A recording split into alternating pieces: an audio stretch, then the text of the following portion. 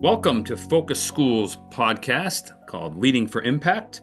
My name is Brett Bishop, and I'm excited to be here with two of my good friends as we're bringing our thoughts today to a little bit about our data inquiry cycle. And I just want to say hello and welcome to my good friend Kathy Crum. How are you today, Kathy? I'm fantastic, Brett. Thank you. And we're excited to be joined today by another friend of ours, Miriam Friedman. How are you, Miriam? I'm doing well, thank you. Hi, Kathy. Miriam gets the award on the podcast today for the best background.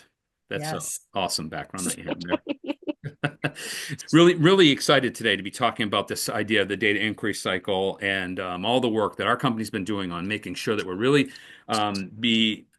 delivering support to schools that is acquainted with the most current thought about where data can be supportive and helpful to us in delivering the best work to kids in every classroom every day. Yeah, so I've we're at various levels in our company even about learning about this, and Brett and Miriam have both are a little farther down the road than me with using our new data inquiry cycle, and so I have reached out to them to help me learn actually about what this is actually looking like in schools and what are some examples of things that would be helpful for districts that I work with, and so that's sort of where this podcast came from.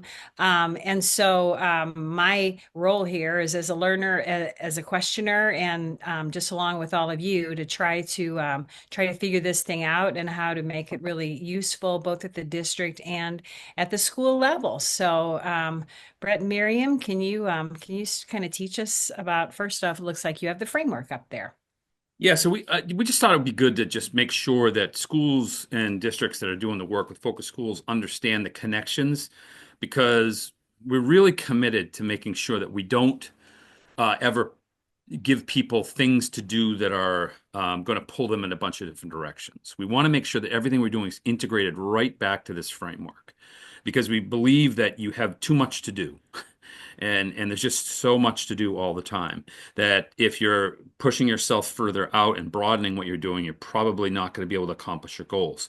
So if we can make sure that everything we do just runs right back to this leadership framework and is integrated so people can visually see it, can internalize it, and not think, oh my gosh, here's a new thing. Here's a thing that's going to bring us in all different directions. So purposefully, we put these stars on this slide every time we present because we want to make sure people know here's what we're touching today. And if we're talking about the data inquiry cycle, we really believe that it's really all over the framework. But specifically, we wanted to highlight the six frameworks you see there because data inquiry is front and center in the work that we're advocating schools get to in terms of anything, strengthening leadership, empowering teams. Certainly, the idea of how do we use an internal system for measuring growth. But also, like anything that we're doing in classrooms becomes implementation data, right? And we can go see it and go see how it's doing and how we can nurture it. And then it resultant action steps often land right in a professional development session, or coaching, or support that teachers get to watch each other teach. And so all of this, we think all of this is important to know it belongs in the discussion of the data inquiry cycle. So a couple of things that we thought we might talk about before we get started in the whole conversation about the data inquiry cycle is just some things that are good idea for people to have in mind when they're getting started, right? And one of the things that we've seen schools run into, and certainly you guys jump in if you think there's anything you want to add, but I have learned that in every school, I thought it was only my school when I was a principal, but since then, 16 years has taught me it's really everywhere. We can't assume that people are coming to the idea of using data all in the same place. In fact, it's literally the opposite. We all have our own sort of feelings about it and biases about it and perhaps fears about it. And that's the most relevant thing to me is the fear that people have. That we're in some way we're going to be told we're bad, or it's going to expose me as a professional that I'm not going to be good, or we're mining for problems that are going to reflect badly on me. All kinds of, I think, what does Brene Brown say about people, they're telling themselves a story in their head unless we clarify, Right. right? So clarifying the why, and we always try and think about this is really a way for us to make sure instead of thinking about what people are doing wrong, more about what is missing in our system of getting our arms around everybody, teachers, students, everybody getting what they need in our school. So if we're nurturing a system rather than thinking about what's wrong with individuals, then that changes the why. So if we're finding something isn't landing as far as instruction is concerned, we're really thinking, well, perhaps that's something the system needs to think about how we get better at that. And so we just think it's a good idea to think about that as you get started. Yeah. Also, we think it's important to be thinking about, the data being not too broad, right? Um, I think, I'm a big sports fan, and I always hear, these sports cliches that sometimes are helpful. But in football, they always say if you have two quarterbacks, you don't have one, right? And I think the point is there that, if you get spread too thin, sometimes you have a larger problem. And that's what happens with data a lot of times in schools. With the best of intentions, we think, oh, there's 10 data points we have to look at, or there's 10 different streams we have to look at, which makes it impossible for us to even get good at one. Whereas if we, as leaders, if going into an ILT meeting, we just clarify, well, there's one piece of data we're going to start with, and it's a really important one, like all of them are, but we're going to prioritize this one. What happens is we get better at the whole process just by looking at one. And I saw Kathy, I think you wanted to jump in there. Yeah, just your two first points there. The choosing something, it's two purposes. One, so that people learn how to use these tools, right, all the time. And then also, what is the reason behind it? I had talked on, probably on this screen right now, we have three people that have looked at data a million times, and all three of us have very different opinions about it, and very different emotions coming into it. So to get back to your why and let people have a say in that, I think is super, super important. Thank you. Yeah. Yeah. And I think it's like anything else, we if we are careful to try and make sure that we get started well, it'll serve us in the long run. Sometimes it takes a little bit more time, but boy, it's going to help us in the long run. It's like teachers in classrooms taking time at the beginning of the year to make sure that every kid knows what's the procedures that we have to learn here. They lose a little time in the beginning, but boy, they're better. They're going to get more learning time at the end. And the other ideas that we have listed here, I just want to touch on quickly. One is that if we can get one of the skills that we need to keep, these muscles need to flex as leaders, is how well do we actually use a protocol, any protocol? When we use it, do we stick to it? Because it's designed the way it is for a reason. And if we skip steps or we assume we know something, so we go past it, we've sacrificed the protocol and thus will likely get less out of it. And so data is no different. It's important I've always heard people say, go slow to go deep, right? So if we go slow, we're going to get more out of it. It's going to deepen the impact. We're going to be better off. Although we can get nervous because we want to get things done, which is our nature and why we've probably elevated to leadership positions. But it's really helpful to just stay focused. And I think that speaks to that last one about, just being humble and curious. Don't feel like you have to defend anything. Don't feel like you have to, try and have the answers before you start. And one of the best things that leaders can do is to be a learner and say, I don't really know how to do this, but let's learn together. Because when that happens, that sets up a culture where that's what people in classrooms do, and that's what kids do. And I think this is a really vital opportunity in that way. So if I missed anything there, you guys want to jump in and add to that? I've heard people say in our company that data should arouse curiosity and hope as well. Yeah, So I love I it. think I think that's a nice culture to bring to things. Yeah, and I can remember as a young principal being pretty panicked when my school was the first school in the whole district to be put on the state, like one of those improvement designation terms they give you that has like an inspirational title but means you're in trouble. Um, uh, and I just remember being just so distraught about that because I thought, my gosh, I arrive and everything falls apart.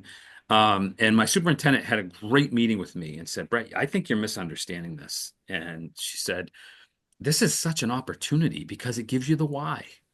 Everything you do from here, you have a why behind it. And I just, that reframed everything for me about looking at data, right? Mhm. It's like, yeah, we really, this is how we get better. This is where hope comes from. And I love that expression that you use, Kathy, because the hope is so important, right? Because the hills are so high and the mountains are in front of us are so high. Well, and those of us, all over the years, we know that if we work on something, it will get better. If we focus on something, it will get better. So there's reason for hope always. Yeah, yeah, yeah. So, And I think yeah, go ahead. oh, to add just to add a little something to that is it made me think of a lesson that my focus schools coach taught me, and that was I had this grand idea of how we were going to look at data, and it was a lot, and I was asking for some help trying to figure out how I'm going to teach my group.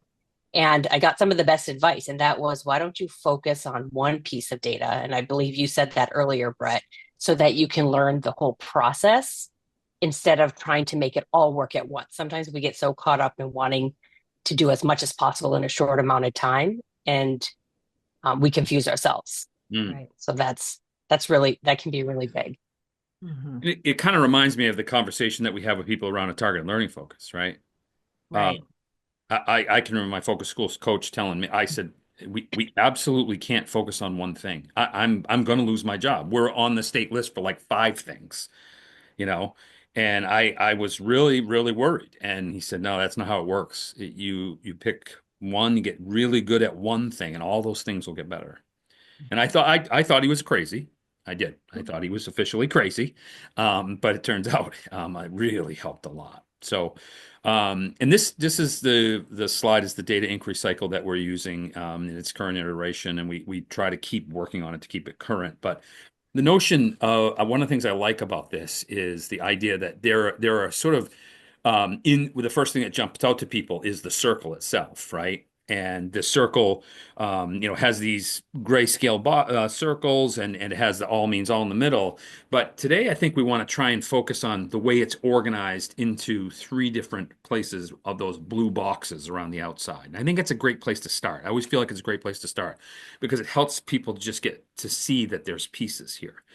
And I'm going to start with the first one because it's the one, in my estimation, my history of working with data, it's the one that we're good at. It's the one that we do a lot of, and that's analyzing data, right? And I used to have a coach say to me around the idea in schools that we get really good at analyzing, but we often stop there, right? And I think she referred to it as we admire the problem, but then we don't take action on the problem. Right.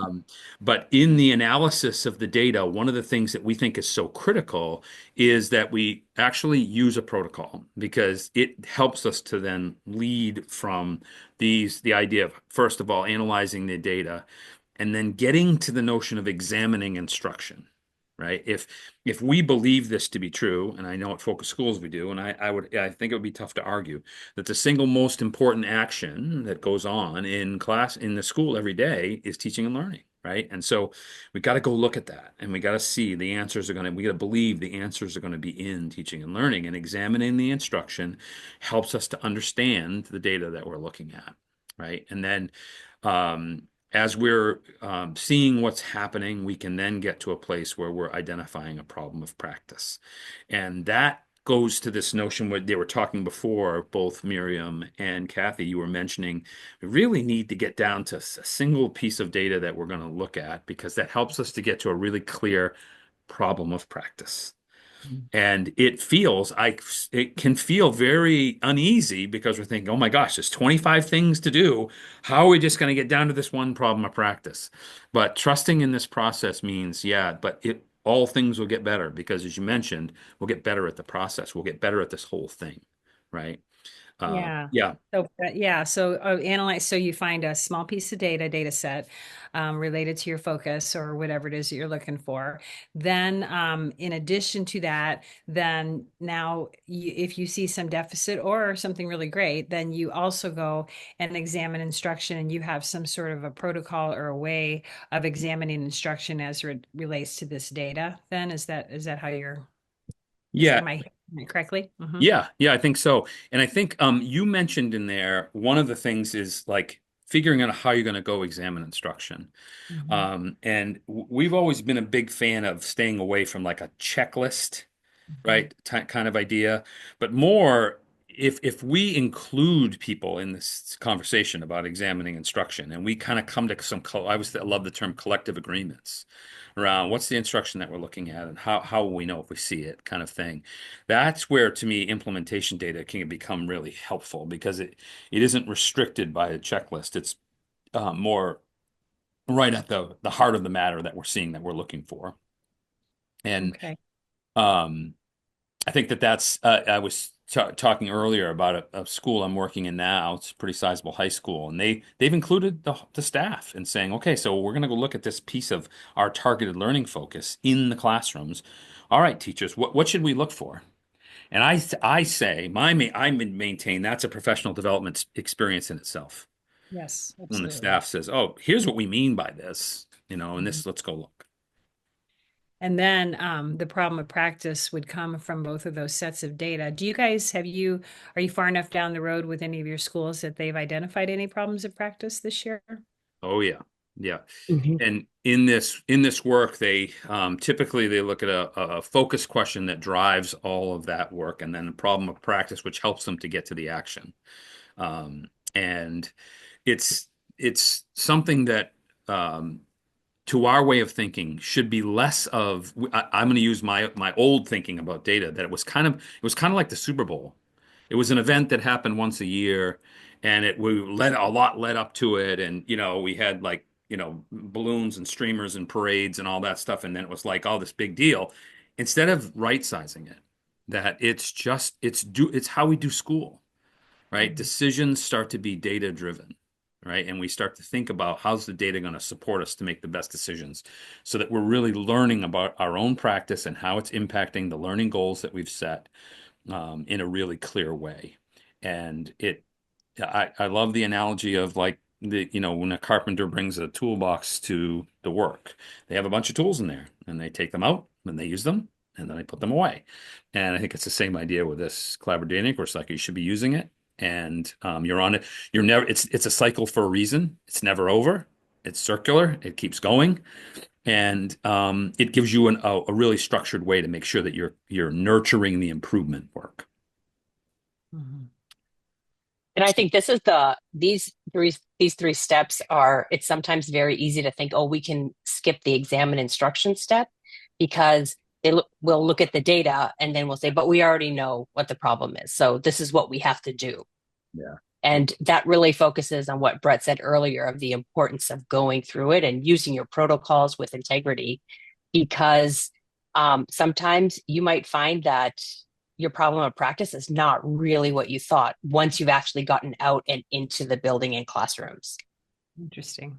No truer words have ever been spoken. And I have absolutely been largely and loudly wrong so many times in my career about when I think I know what's going on. It's Mhm. almost always, well, I couldn't have been further off. And so when that happens, it happens to you once, and you realize, wow, it's really important that we do go look at this and try and make it with the fresh eyes and have it inclusive, that humble, curious time where we say, okay, we're just going to go look. We're not going Right. to assume we Mhm. know. I think our fear makes us want to say we know, right? Mhm. Because we're nervous or we're fearful. We want to say, oh, I know the answer, right? Mhm. Instead of saying, "Mate, you know what? I'm just going to go look. I have some thoughts. Nothing wrong to have the thoughts, but I'm going to go Mhm. look, see what we see." I love that. Yeah, that's a shift then to include that examination of instruction into this data that leads to the Mhm. problem of practice. So thank you. Yeah, and I think leadership it oftentimes has been, I think, incorrectly defined as always just taking action, right? We feel comfortable with leaders who just boldly take action, regardless of whether it's actually, targeted at what we do. But that's what we're asking us to kind of peel away from thinking that's the best kind of leadership here. The best kind of leadership here is to say, all right, let's go look. Let's be introspective. Let's be curious, and let's go look. Different than, say, if we need to know what time the field trip leaves next week. We don't need to have a meeting about that. We don't need to, have a lot of conversation. We're just going to pick a time. But this is very different. This is, going in and looking at something that's really in depth. So So, then the yeah, team go would ahead. identify the problem of practice after we've done that, and then the team then gets to formulate obviously the action plan. So yeah, that's the plan and implement. Yes. And I shared earlier with my colleagues that I was working with a principal who said, we need to get to action stepping. So I am never going to call it formulating an action plan again. I'm going to say we need to get to action stepping because that's the Stepping. greatest term I've ever heard. And so, so getting to action stepping, basically, yeah, although it sounds like dance moves, it actually would be the idea of how do we get past the place where we're just talking about it and then translating to actions that are targeted at the right things, right? So this is where we're going to bridge number four, circle number four, and number five, formulating the action plan, then implementing the action plan. And if I could put in a small plug for the thing that really fascinates me is the degree to which we are implementing an action plan with fidelity, right? So if we say we're going to do it, how do we know we're doing it? And how do we make sure we're all doing it in a way we agreed, right? Because I think that's important because that does definitely drive some of the data when we monitor and assess the impact. So I think it's important to have clarity there. I think clarity is the gift in that moment to say when we're action stepping, how clear are we on what that looks like and what that means? And then the idea then is, of course, we're going to just make our way back up the circle and start to say we need to monitor and assess. And I love in this blue box over here where it says and continue, right? It's not over. It's not an event. It's a cycle and it keeps rolling. And I think the degree to which leadership teams see themselves as part of this cycle is probably an indication of the health of or the prediction of them reaching their goals. Mhm. And one of the things about the action plan too, oftentimes in my own experience, we have tasks that we say we're going to do, and so the accomplishment is not that the teachers accomplish the task. The accomplishment is that it has an impact on student learning. And so then monitoring student learning as a result of these things we're doing is a place where I've sort of gotten off the reservation. Okay, we did that. Look, everybody's doing it. Well, does it matter if everybody's doing it? Mm-hmm. Yeah, and Miriam, you were talking before about a connection that is important to make that kind of it brings together the idea of a district strategic plan and a school improvement plan and our actual instruction. Can you just talk about that a little bit? One of the things that I had was hoping you'd kind of add a little bit more to was when we're all looking at data cycles, there are different teams. So it could be a district level team, a school level team. And when the district level team is going through a data cycle with data, how do they know that the decisions that they're making are impacting all the way down to that student level? Because I know they're not going to go tell people how to do the instruction. So what process are they using? Yeah, so this is like Kathy was made reference to. I think this is a good place where what we need to be thinking about is I think people have one of those education buzzwords that has come along as the idea of cohesion, right? And the cohesive nature of the planning that goes on at the district level, down to the school level, down to the department level or grade level, to the classroom level. I've heard someone say that we should be able to see a direct through line from the superintendent's office to every kindergarten kid in the classroom. Right? Every single kid in the district should be impacted by that strategic plan. And we know that if we can see the through lines that go right straight through school improvement planning down to a use of data in an ILT to say what are the actions that we're going to take, and it should relate to the goals that are existing there. And that's one of the things we were talking about before about like Kathy's point about what's the difference between action steps and tasks. And that sometimes gets confusing because we can I was king of making a real sort of laundry list of tasks and thinking, okay, we got a good plan here. But really what we have is nothing that we could, in the definition of an action step, really make a prediction that it is going to impact the planning we've done around improving learning and in that through line, right from the strategic plan to the school improvement plan to the classroom. So an action step if we achieve it, we could make predictions that, yes, that is going to impact the learning through tier one instruction in a significant way. Now there there are underneath that action step, it's really important to have tasks to make sure how are we going to get that done? Who's going to communicate that to the department heads? Who's going to get us working on this piece? Like all of that is really important. Laundry list of tasks that go underneath it to achieve that larger action step. But if we're going to get action step in, we got to make sure that we're putting it through a filter of is it going to impact that daily teaching and learning in the way that we. And then you would then come back around after you've done the whole cycle and continue, right? You just continue to continue to stay on that same track. Maybe your data then becomes more student work, as the year progresses, or whatever that. And the learning that you do along the way, it just becomes clearer and clearer, right? The goal is every time we make that turnaround, that cycle, we've got a more clear picture of what the challenges are. I've told this story 1,000 times, but it's embarrassing because it's me as the principal being so far wrong. But I had a wonderful teacher in my building who had been there for a really long time. And I, as a principal, had a really strong belief that our challenges were there were some teachers in the building that were really resistant to this best practice work that we had. And she pulled me in the kindest of ways and said, Brett, you've got it wrong. It's not that they're resistant. It's that you haven't been clear enough. We don't have clarity, right? So I had the wrong problem of practice, right? I had the wrong why. And it really changed things in my building that she was courageous enough to come in and say, you got this wrong, because it changed a lot. And it forced us to go back into the data and say, what is the challenge here? And so I think that that's the kind of thing you're talking about, is that we get around the cycle. Each time we get better at doing it. It feels hard the first time and, it's challenging, but man, the more we do it, the better we get, and the less fear we have around it. I like, as I'm thinking about, as from my standpoint as helping ILTs, or I could say that, okay, maybe the first, maybe 1 or 2 meetings, you analyze. And then get right to, okay, now that we've got a problem in practice, let's do some planning and implementation, and monitoring, as opposed to sometimes I just feel like we spend the whole year analyzing, and stuff. So yeah, just to put some little time frames around those things. I like the three divisions there. Yeah. Helps me my mind, or if I'm a supervisor, or if I'm a person who helps schools, or if I'm an ILT chair, right? Everybody gets to use this, but there is time, but you can chunk it out. I think Brett, it was Brett, I think, who taught us this, was that first time you might take a while and you plan your end time because you want to really dig deep in with every step.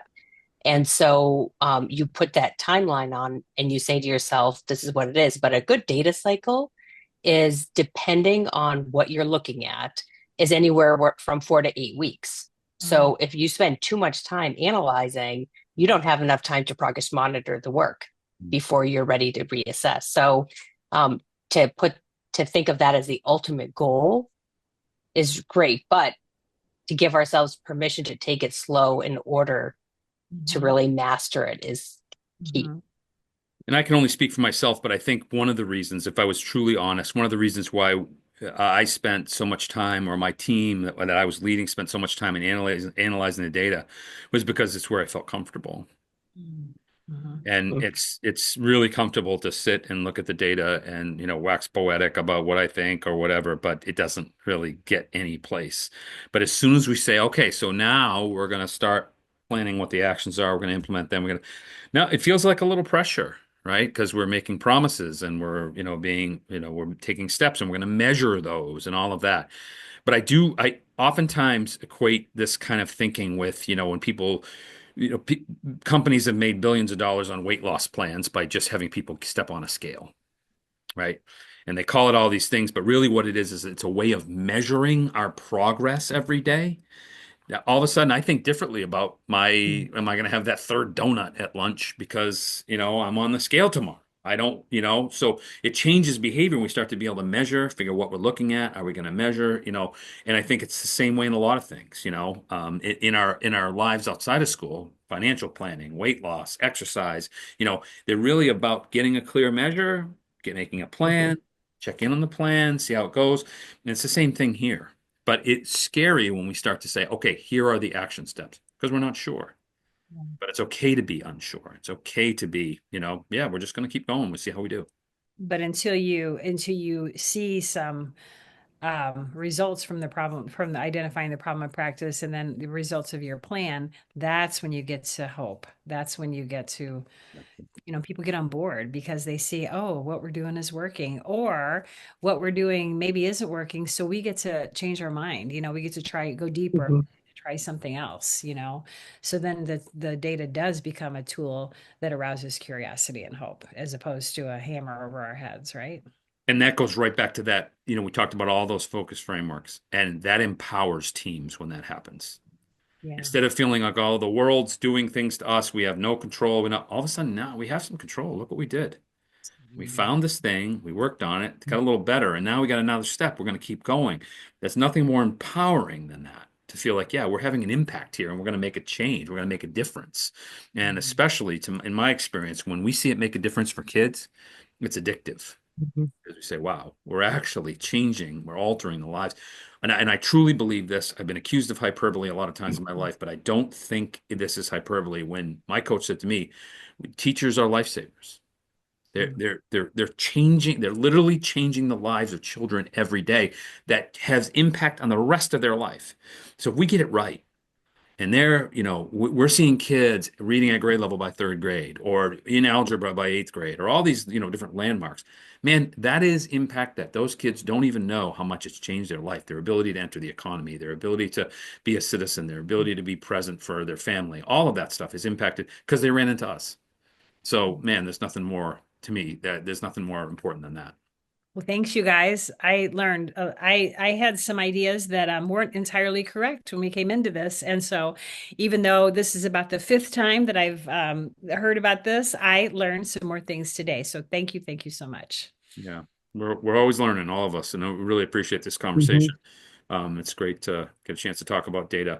And just want to say a thank you to anybody who's given their attention to this podcast. We really appreciate that. And we know your time is so valuable. And so being with us is something that we appreciate and we have such gratitude for. We would encourage you to also go to the Focus Schools website to get a chance to see the work that's going on there. And also, you can go to our social media pages so that you can like and follow and see the work of other people around the country that we're supporting. The more we're in different places, the more we realize that we're all kind of doing the same stuff. We want to do right by children. And so it's always comforting to learn from what other people are doing, and you can see artifacts and examples there. So thank you again. And thank you, Kathy and Miriam. Thank you, Brett. Thank you.